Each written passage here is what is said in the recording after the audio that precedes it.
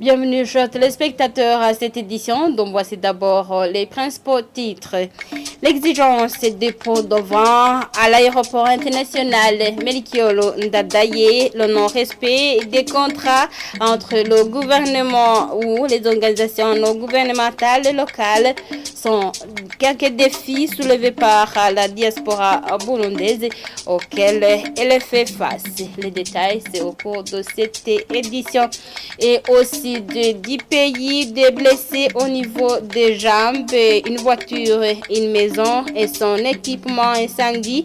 Tel est le bilan d'un incendie survenu dans un ménage du quartier Bilimba de la ville de Lumongue vers 20h de ce mardi. L'origine de cet incendie n'est pas bien connue selon la police de Lumongue. Voilà le sommaire, tout de suite les détails.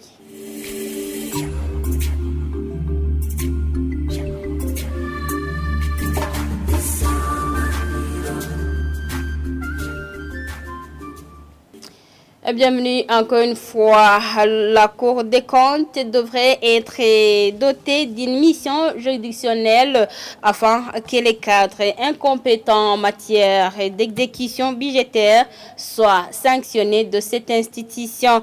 Réaction du président de l'OLICOM après la présentation d'un rapport faisant état de réticence de certains cadres concernant la présentation des rapports sur l'exécution du budget et d'autres qui restent incompétents. Gabriel Luftili trouve que l'urgence est de recruter des gens compétents pour y remédier. Suivez. Pour moi, d'abord, il faut changer la manière dont, comment on met en place ces cadres. Un critère objectif doit être d'abord la compétence. Il faut établir des critères objectifs et évaluer ces personnes avec une méthodologie que tout le monde connaît. Mais même aujourd'hui, si on a mené, par exemple, prenons pour le cas des sociétés publiques.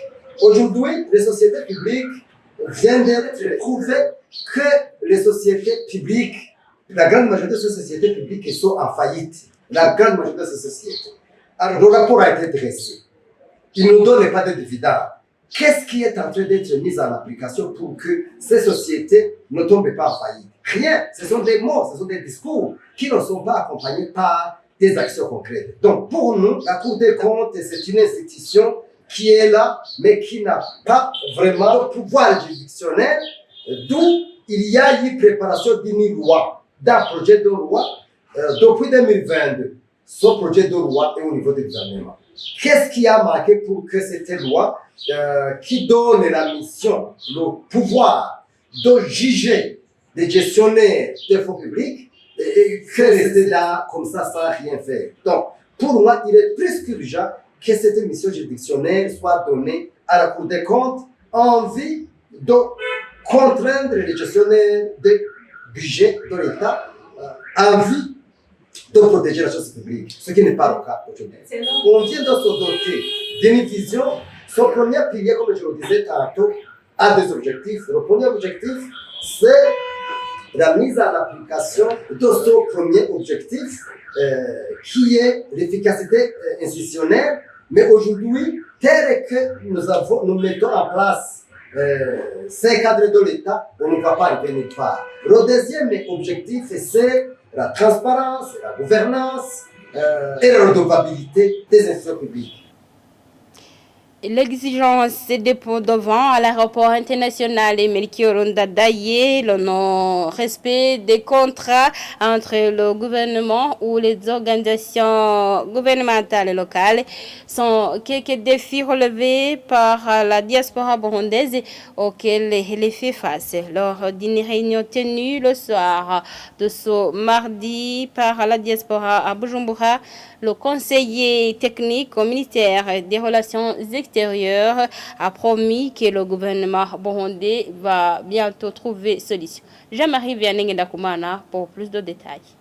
Lors de cette réunion tenue ce mardi soir à l'intention de la diaspora burundaise, Jamali Julie Sengiumva, un Burundais qui habite en Suisse, a indiqué que la mise en application des contrats entre cette diaspora et le gouvernement ou les ONG locaux n'est pas respectée par les instances habilitées. Celui-ci demande aux dirigeants de la diaspora burundaise et les différents ministères burundais de suivre et de près cette situation. L'autre diaspora habitant dans un état de Texas aux États-Unis d'Amérique déplore le comportement de certains agents chargés de la sécurité à l'aéroport international de Bujumbura Melchior Ndadaye qui les exige de payer le pont d'Ovin et quand ils refusent, ils subissent publiquement des humiliations. Celui-ci demande aux responsables de cet aéroport international de Bujumbura d'encadrer ces chargés de la sécurité afin qu'ils puissent travailler en respectant la loi. Asora Samuel Ndairagije, président de l'association de la diaspora burundaise, fait savoir qu'au sein de l'association, il faut chercher des avocats dont les prérogatives seront de suivre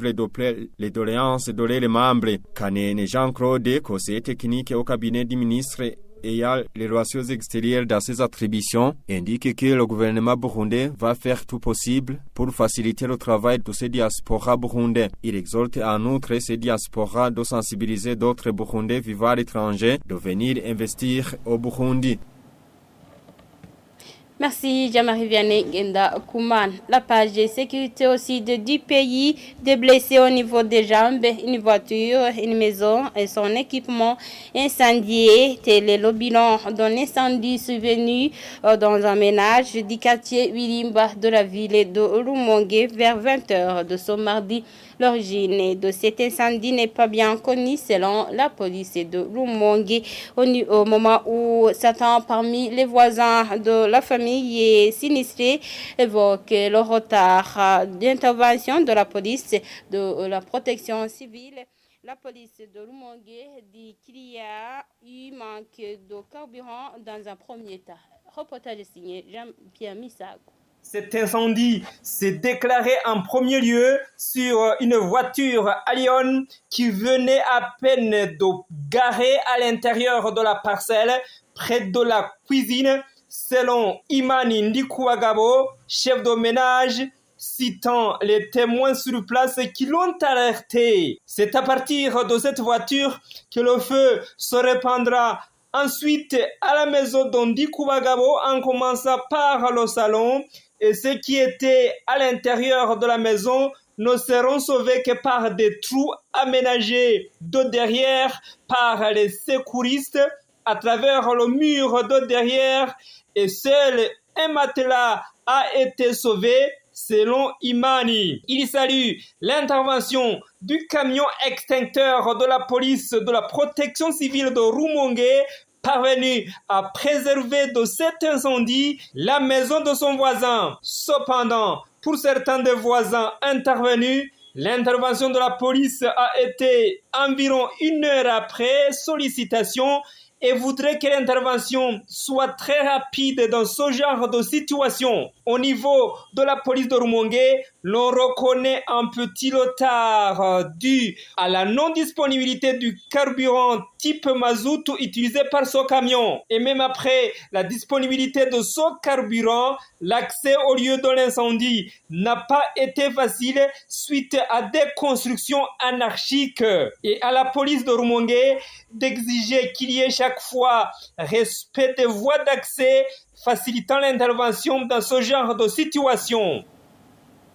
Merci Missago. La culture à présent, 37 ans après sa mort, l'artiste et chanteur, musicien de la Jamaïque, Peter Tosh, reste vivant à travers sa musique du style reggae.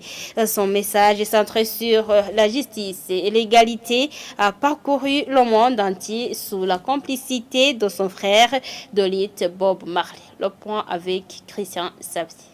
I said, everyone is crying out for peace.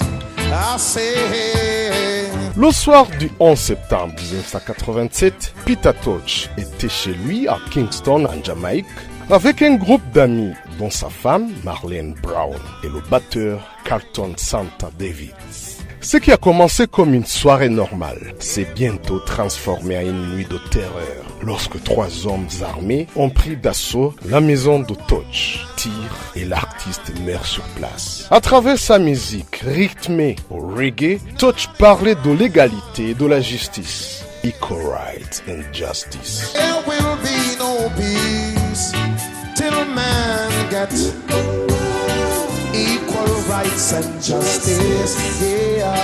Un vrai artiste, chanteur, compositeur, Peter Touch jouait à plusieurs instruments comme le piano, guitare et la percussion. Peter Touch a évolué avec beaucoup d'artistes, chanteurs et musiciens, dont le grand Bob Marley. Un vrai duo dans leurs chansons style rock. Influencé par des styles comme le ska, le soul et le rocksteady. Sa période active va de 1963 à 1987. Il est né le 19 octobre 1944 et mourra le 13 septembre 1987 alors qu'il n'avait que 42 ans.